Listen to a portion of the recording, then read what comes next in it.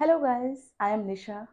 Last video में हमने पढ़ा था रैशनल नंबर्स क्या होते हैं, उनका मीनिंग पढ़ा था, उसके टाइप्स पढ़े थे। अब हम बात करेंगे कि किस किस तरह से इसकी कैलकुलेशंस होती हैं, कैसे क्वेश्चन सॉल्व होते हैं। तो आइए देखते हैं। सबसे पहले अगर क्वेश्चन में कहा जाए फाइंड द रैशनल नंबर्स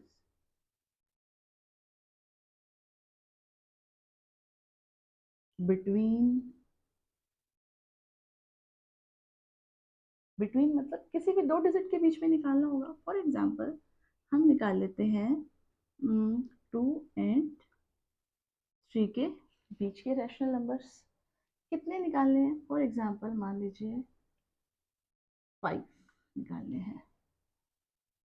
सबसे पहले इनके नीचे कुछ नहीं है तो हम क्या ले लेते हैं 1। किसी भी डिजिट को अगर हम 1 से डिवाइड करते हैं तो वो डिजिट सेम एग्जैक्टली ऐसे ही आ जाती है और ये हमारा रैशनल नंबर बन जाता है। अब कितने निकालने हैं, हमें 5 नंबर निकालने हैं तो 5 प्लस 1 6। एग्जैक्टली यहाँ पे 7 लिखा होता तो 7 प्लस 1 हो जाता, 10 लिखा होता तो वो 10 प्लस 1 हो जाता। तो इस तरीके से 1 ऐड कर देना है जितने भी हमें नंबर्स निकालने हैं।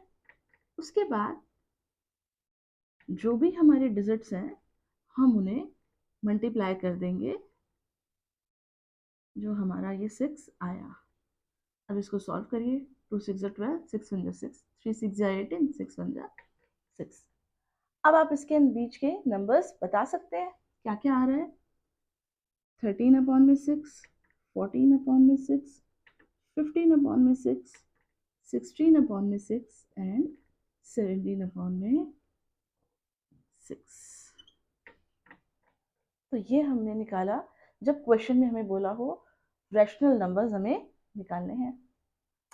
इन केस अगर ये हमें इस तरीके से दिया होता रैशनल नंबर्स फाइंड करो बिटवीन 1/2 एंड 3/2। अब हम क्या करेंगे, कोई दिक्कत नहीं है। सबसे पहले हम बात करते हैं अपना वही लॉजिक, 5 निकालने हैं। 5 प्लस 1 कितना हो गया, 6 हो गया। डिनोमिनेटर हमारे सेम है, 1/2 मल्टीप्लाई बाय 6, 3/2 मल्टीप्लाई बाय 6। कितना हो जाएगा, 6 1 6, 6 2 12, 3 6 18 अपॉन में 12। अब हम बता सकते हैं इनके बीच के रैशनल नंबर्स क्या होंगे। 7/12, 8/12, 9/12, 10/12, 11/12। 5 नंबर बताने थे, हो गए। But in case same question थोड़ा सा चेंज होकर आ जाए, अगर कहा जाए 1/2 एंड 2/3 के बीच के रैशनल नंबर्स बताइए, तो अब हम क्या करेंगे। इन दोनों केसेस में हमारे डिनोमिनेटर्स क्या थे, सेम थे, तो हमने डायरेक्ट सॉल्व कर दिया। इस केस में क्या डिफरेंस है, हमारे डिनोमिनेटर्स अलग है। तो सबसे पहले हम क्या करेंगे, अपने डिनोमिनेटर्स को सेम लेकर आएंगे। वो कैसे होता है, वही हमारा रूल। सबसे पहले एलसीएम लेना है, कितना आ गया 6। फिर पहले हमें डिवाइड करना है और मल्टीप्लाई में ऊपर वाली डिजिट। एग्जैक्टली पहले डिवाइड, मल्टीप्लाई में ऊपर वाली डिजिट। तो कितना हो जाएगा, 3 1 3 एंड 2 2 4 अपॉन में 6। अब इनके डिनोमिनेटर्स को हमने अलग कर दिया। ओके, इससे क्या हुआ, हमारा डिनोमिनेटर क्या हो गया, सेम हो गया। डिनोमिनेटर सेम होने के बाद अगला स्टेप हमारा यहाँ से स्टार्ट हो जाएगा। फिर से वही 5 प्लस 1 इक्वल टू 6, 3 अपॉन में 6 एंड 4 अपॉन में 6 मल्टीप्लाई बाय 6 इंटू 6। 3 6 18 अपॉन में 6 6 36, 4 6 24 अपॉन में 6 6 36। अब हम बता सकते हैं इनके बीच के रैशनल नंबर्स। 19 अपॉन में 36, 20 अपॉन में 36, 21 अपॉन में 36 और 22 अपॉन में 36 और 23 अपॉन में 36। ओके, तो ये क्या है, किस किस तरीके से हम रैशनल नंबर्स निकाल सकते हैं। अब अगर क्वेश्चन में क्या कहा जाए कि आपका नेगेटिव आ जाए तो क्या आप घबरा जाएंगे? बिल्कुल नहीं। अगर इसको मैं कहूं -1 एंड 2 के बीच के रैशनल नंबर्स निकालो, तो फिर से वही चीज, सबसे पहले डिनोमिनेटर सेम कर दिया। ओके, कितने निकालने हैं? 5 + 1 6 हो गया। अब यहां पर हमारा क्या आ गया? माइनस आ गया।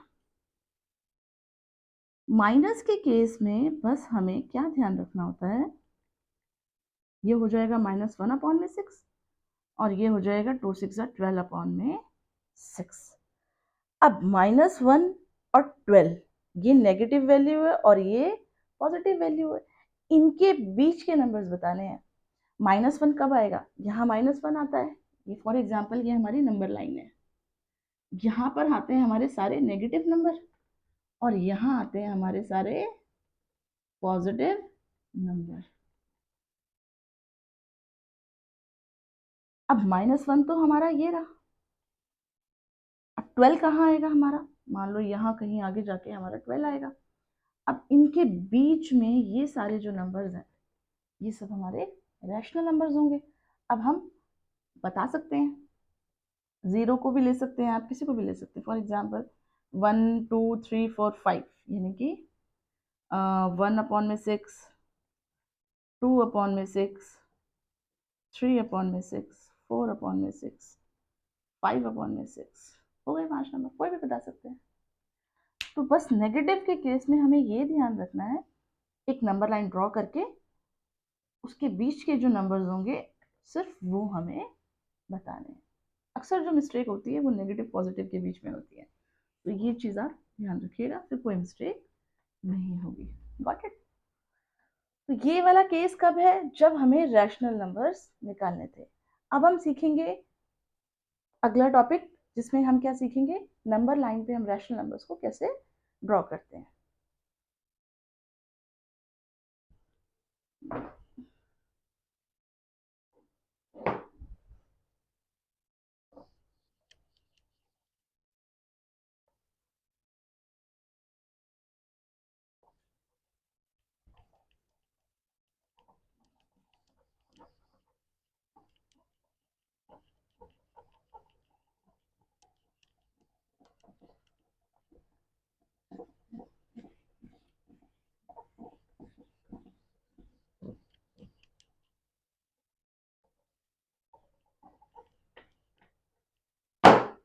अब हम बात करते हैं रैशनल नंबर्स को नंबर लाइन पे हम कैसे ड्रॉ करेंगे।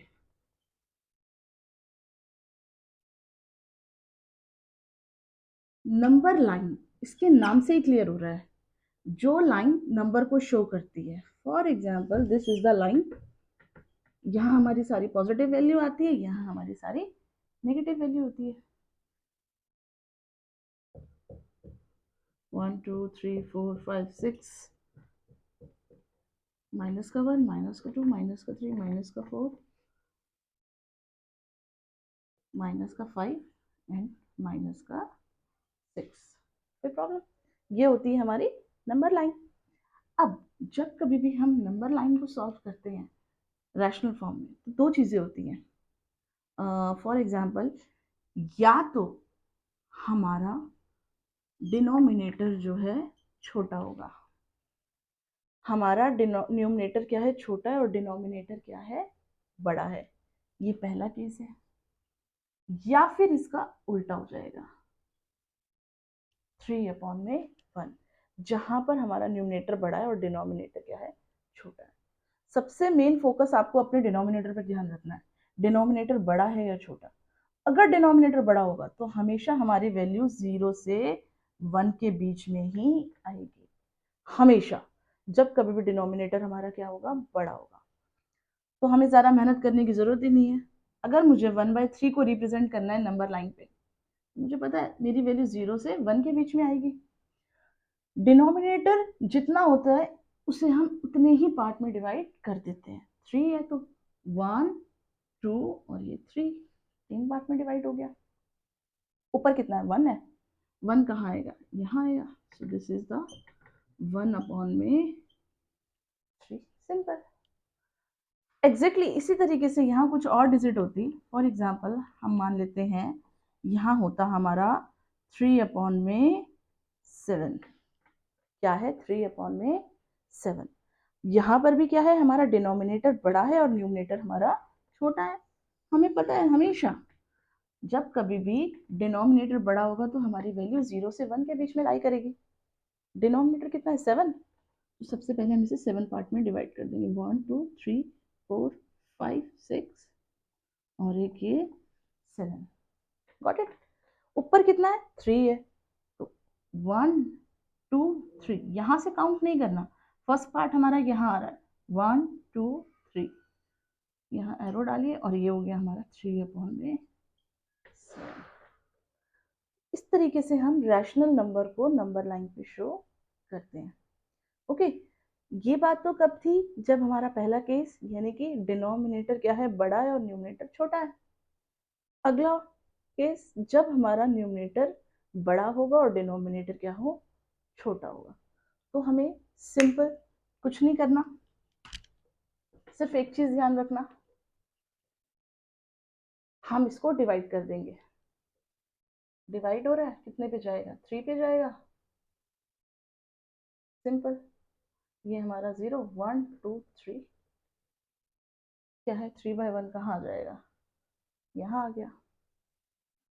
ओके, अगर यहाँ पर होता फॉर एग्जाम्पल 10 अपॉन में 3, तो क्या अब आप डर जाएंगे? बिल्कुल नहीं डरेंगे भाई। हम क्यों डरेंगे? देखो 10 और 3 दोनों को डिवाइड कर दिया, 3 3 जा 9। ये हमारा मिक्स फॉर्म में बन जाएगा। क्या बन जाएगा? 3 1 अपॉन में 3। अब इसको कैसे रिप्रेजेंट करेंगे हम नंबर लाइन पे? ध्यान से देखना, बिल्कुल सिंपल है। सबसे पहले आगे वाली डिजिट ध्यान रखना। कितना है? 3 पॉजिटिव है तो इधर ही आएगा। 3 हो गया।